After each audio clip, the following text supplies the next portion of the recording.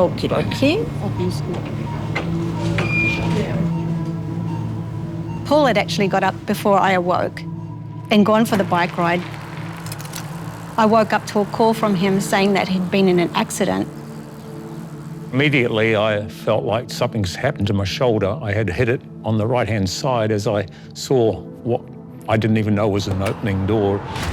There was such pain in my right shoulder, apart from grazes all through my leg and, of course, on my face as well. He was in a lot of pain, still lying on the ground. They were preparing him to put him in the ambulance.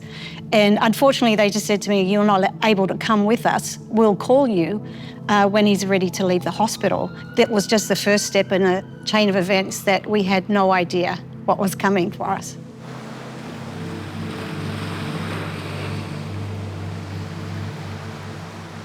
Five days after the bike accident, Paul was driving up near where we live, and he called me to say, "Marie, I've had an accident." And my first word was, "You're joking." I remember feeling, what the heck is going on? Because I didn't even see it. I didn't see the car.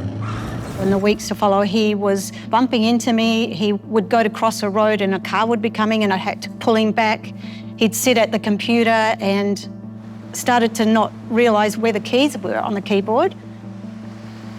Over the course of the next few weeks, started to do some tests with Paul that they normally do for, I guess, rugby players that have got concussion. Eventually, the specialist told us that he thinks it'd be a good idea to get an MRI just to check. We were just setting up to go out for a fish. Marie rang and said, "Hey, the specialist needs us to come immediately or get the family together." I think we looked at each other and it was kind of like, this must be serious. The results we got from the MRI were these 3 tumours that they could see, a 5 centimetre, 3 centimetre, and then a smaller spot in his brain. I remember looking at Dad. There's only one other time in my life I remember that look where he didn't know what to do. It was the hardest thing, I think, having to watch my dad and my mum's live reaction in the room with the people they loved most, and then kind of sitting there going, there's nothing you can say.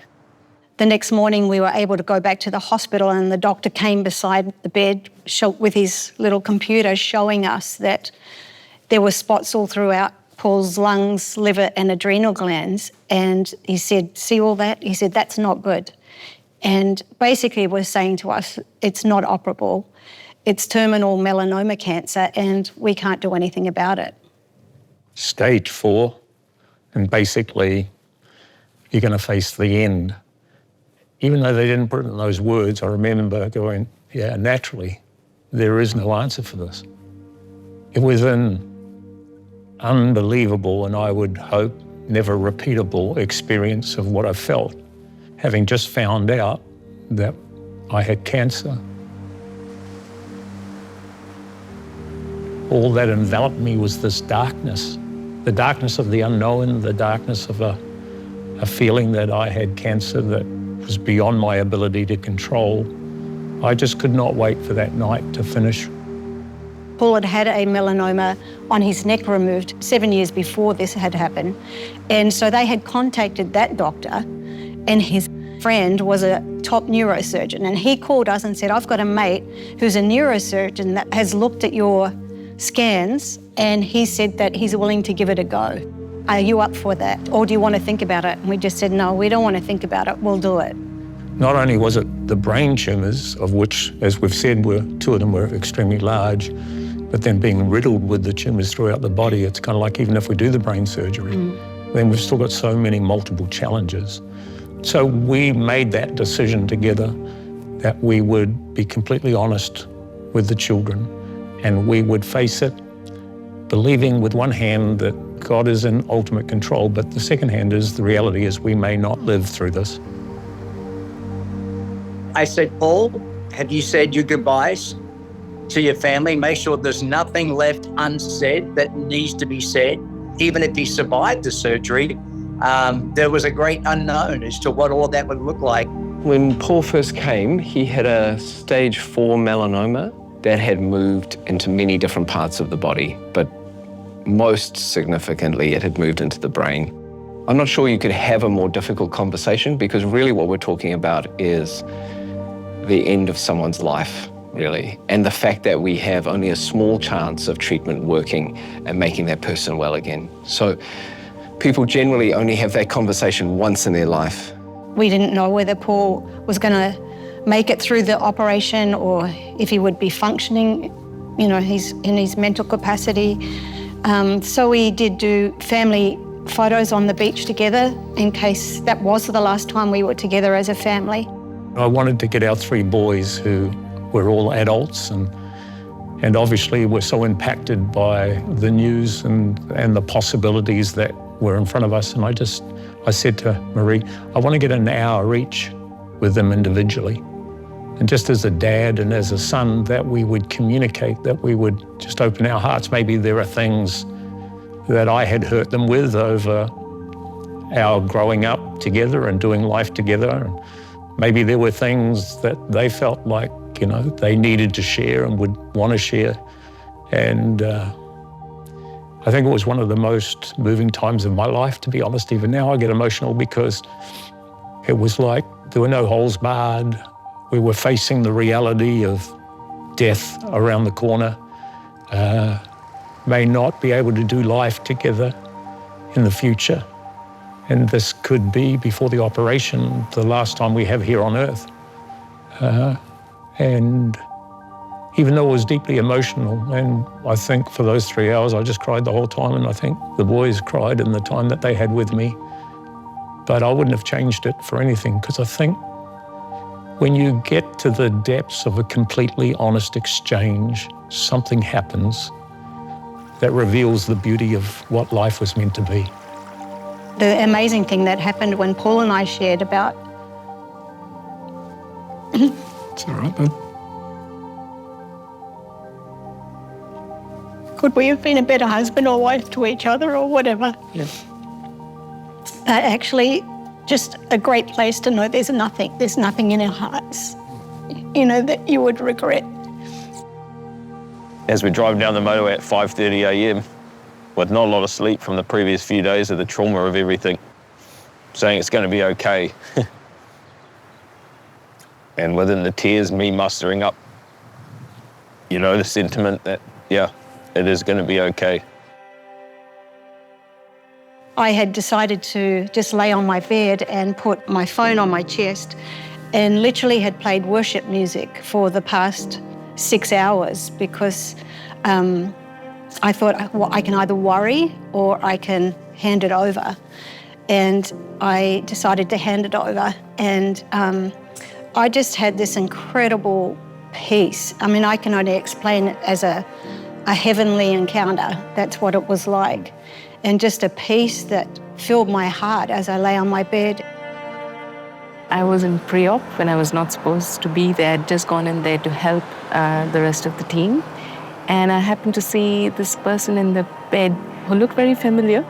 And I checked the list, and sure enough, it was Pastor Paul. So I offered to pray for him, and he said yes. Prayed that God would be with him as he went into theatre and would be with the staff and the doctors and the nurses. I just really knew that that peace was in the room with Paul in that operating theatre.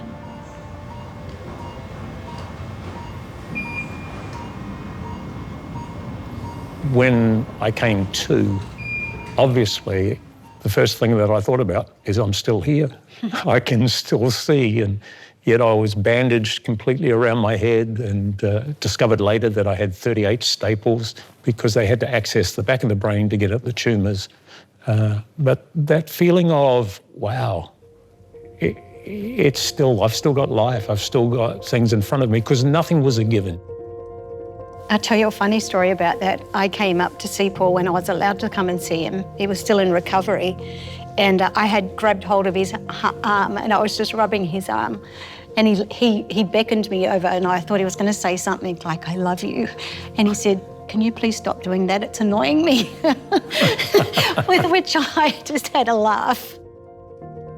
We went from Paul being busy and out and away to all of a sudden he was home 24/7, driving him and coming into the kitchen probably more to see what I was doing or if I was doing it properly. And I think I would be guilty of having a whole lot of opinions that I shouldn't have had, possibly, especially when the brain wasn't working that well. Yeah, there were some interesting times, we can say that.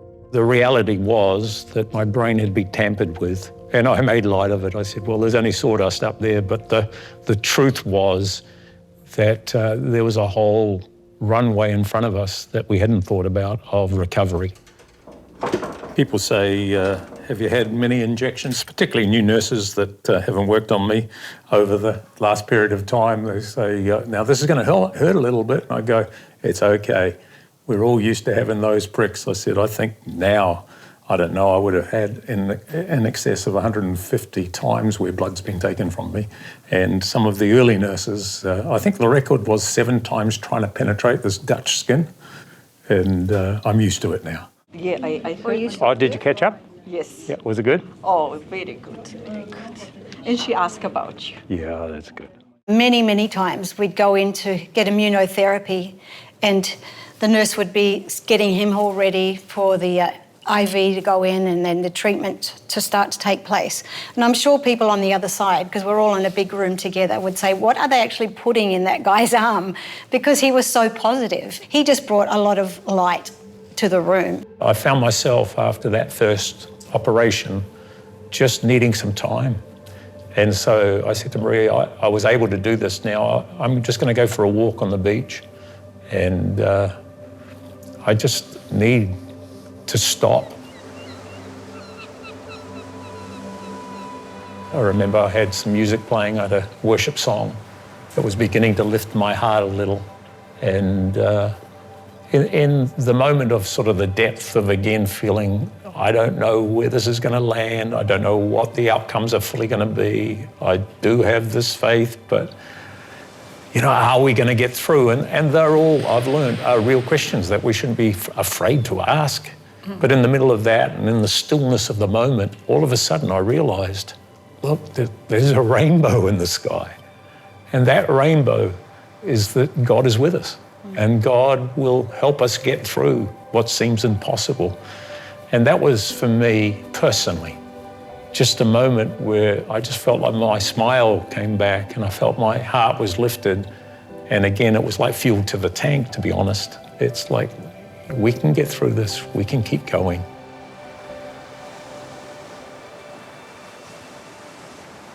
I remember having to take Dad back into the hospital because of the cognitive challenges again, and it was the result of swelling in the brain. And so they did some scans and they determined he needed a second brain op. When we found out that Paul had to go back in for surgery a second time, it was really hard to take, to be honest. We all felt like just a real blow. We had no idea if it was another tumour or what was going on. And so we planned Paul's funeral in the lounge room at home, Paul, Luke and I. And although it's not a nice thing to talk about, we just knew that we wanted to talk about it beforehand. I think personally, some of the moments, which there are too many to name, but were pretty dark, feeling very vulnerable, feeling like I couldn't control this. There was a moment where I just cried out and said, it's enough, you know, it's too hard, it's too much. I'd rather die right now, even though I love Marie and I love our family and I love our wider family of people we've got great relationship with. But I would rather die now than just to live in this world unless there's a purpose in this. Marie walked in one time into the hospital and I could tell that her eyes were swollen and she'd been in tears a lot. And so you can get to a place where it's kind of like, that's it. I think my time's done. And it brought to me an understanding of why some people say enough. I saw him in days and weeks where I think even he wondered, did he have it in him to get up again? But I watched him get up. I watched him pick up. I watched him walk. And that's not to say there was humanity, there was weakness, there was frailty. Hey guys, this is Papa. Which side would you like me? And as you know, I'm in hospital and I am missing you guys so much. Sometimes when I'd go home and I allowed myself to cry and to feel my own emotions, but then try and be as strong as I could when I got to the hospital, which wasn't always possible.